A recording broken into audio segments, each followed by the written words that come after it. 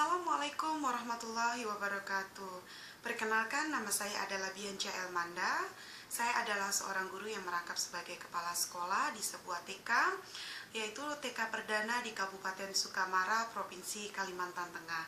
Dan untuk mengikuti Simposium Guru Tingkat Nasional tahun 2015 ini, saya membuat karya inovatif yang saya beri nama buku 3 dimensi, yang mana buku ini akan saya pergunakan sebagai media untuk mengembangkan kemampuan kognitif bagi anak atau bagi siswa di sekolah kami.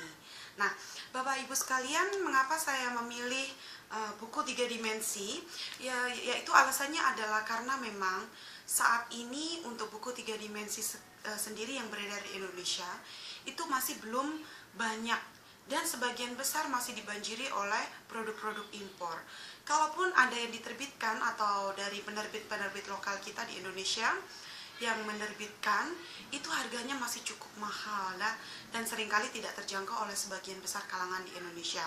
Oleh karena itu penting sekali bagi kita untuk guru TK terutama supaya kita bisa berimprovisasi terhadap segala keadaan dan kekurangan yang kita temui dalam pembelajaran kita. Dan buku 3 dimensi ini yang saya buat ini, Bapak dan Ibu, kita mudah sekali untuk membuatnya.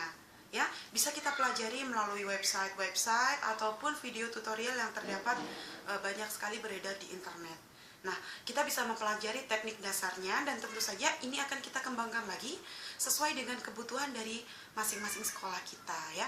Dan untuk kali ini di buku 3 dimensi yang saya buat ini, saya mengambil tema tentang alam semesta yang mana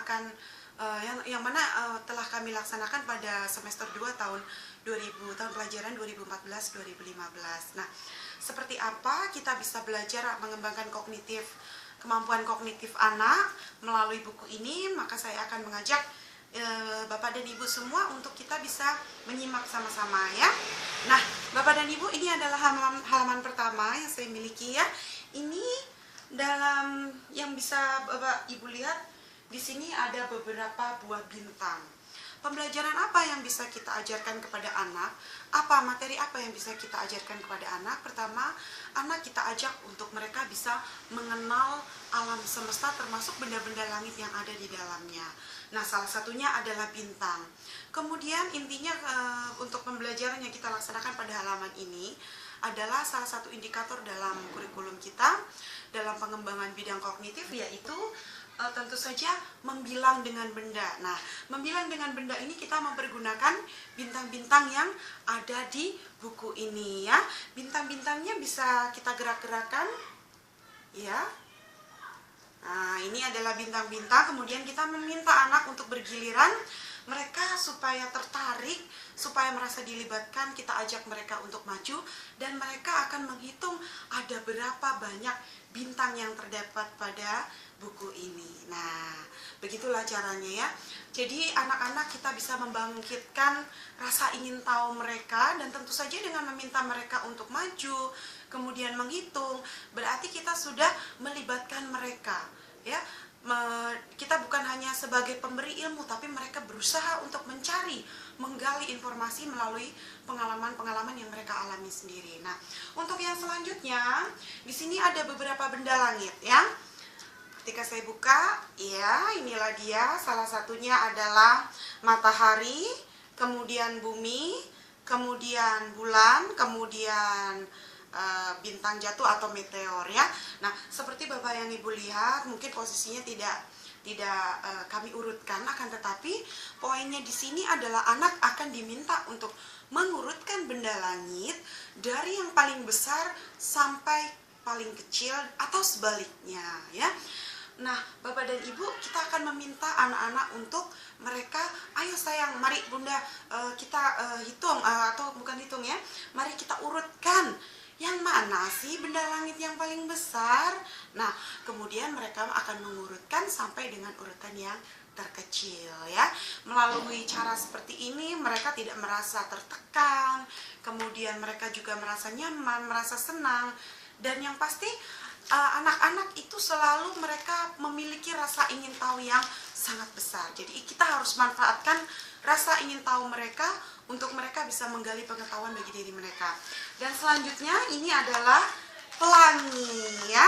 Nah, bisa dilihat ini adalah pelangi. Apa pembelajaran apa yang bisa kita laksanakan dari pelangi ini?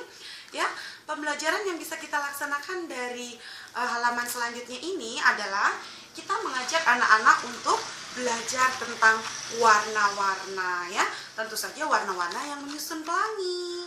Nah, kemudian anak-anak akan kita akan meminta mereka untuk mengurutkan ya. Kalau warna pelangi itu apa saja sih? Nah, dari sini mereka akan bisa melihat, kemudian mereka menyebutkan apa itu warna pelangi ya.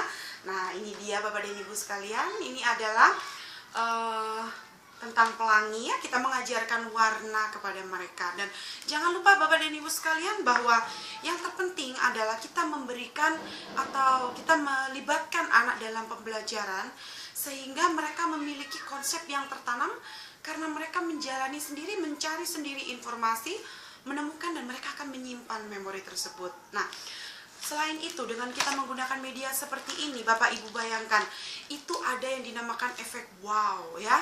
Jadi kita memberikan mereka bahwa kesan pertama yang begitu menggoda, kesan pertama yang begitu menarik, sehingga anak-anak akan mau mengikuti arahan-arahan dari kita sebagai gurunya atau pendidiknya yang berada di dalam kelas. Karena apa? Karena rasa ingin tahu itu. Nah, itulah yang nantinya kita gunakan. Bagaimana kita mengolah rasa ingin tahu kita, rasa ingin tahu anak-anak untuk bisa mereka belajar atau menyerap materi dan pengetahuan ya. Dan selanjutnya adalah saya menggunakan teknik yang berbeda di halaman selanjutnya. Ini dinamakan teknik flip the flap ya. Nah, artinya adalah membuka lapisan. Apa yang bisa kita pelajari atau apa yang bisa anak-anak pelajari dari halaman berikutnya? Yaitu anak-anak akan kita minta mereka bercerita tentang apa yang membedakan siang dan malam ya. Apa yang kita lakukan pada malam hari, bagaimana lingkungan sekitarnya ya. Nah, mereka akan kita minta untuk bercerita. Begitu juga dengan sebaliknya. Pada waktu siang hari apa yang kita lakukan, lingkungan kita seperti apa, kemudian keadaan cuacanya seperti apa, ataupun juga bisa binatang apa yang biasanya mereka muncul pada siang hari. Nah, jadi dengan melalui halaman ini kita mengajak anak-anak untuk membedakan siang dan malam ya. Dan untuk selanjutnya yaitu karena kita masih memakai konsep tentang alam semesta ya. Di sini ada beberapa gugusan planet, kemudian ada juga bintang. Nah, kita bisa selipkan juga cerita bagaimana seorang petualang, kemudian dia menjelajahi luar angkasa dan dia menemukan kumpulan dari planet dan kumpulan bintang. Nah, sekarang tugas dari peneliti keluar angkasa ini adalah dia menentukan apakah dua kumpulan benda ini, benda langit ini, memiliki jumlah yang sama atau jumlah yang tidak sama.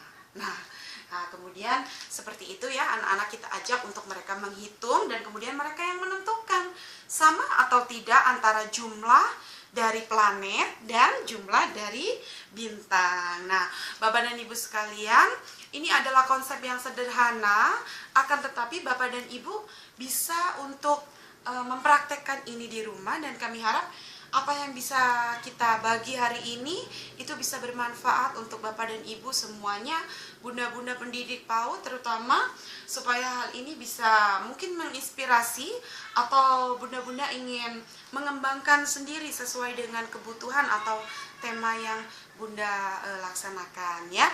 Nah, demikian adalah sedikit yang bisa saya sampaikan. Kurang dan lebihnya saya mohon maaf, dan terima kasih bunda semua atas perhatiannya. Dan kedepannya semoga kita bisa terus memajukan dunia pendidikan di Indonesia, dan apa yang saya buat hari ini saya sangat berharap bahwa ini bisa menginspirasi orang lain atau membuat orang lain untuk bisa tergerak dan bisa lebih kreatif lagi dan lebih inovatif lagi dengan memanfaatkan bahan-bahan yang sederhana dan tentu saja tema-tema yang mudah dan paling dekat dengan anak-anak ya. Demikian saja saya tutup. Wassalamualaikum warahmatullahi wabarakatuh.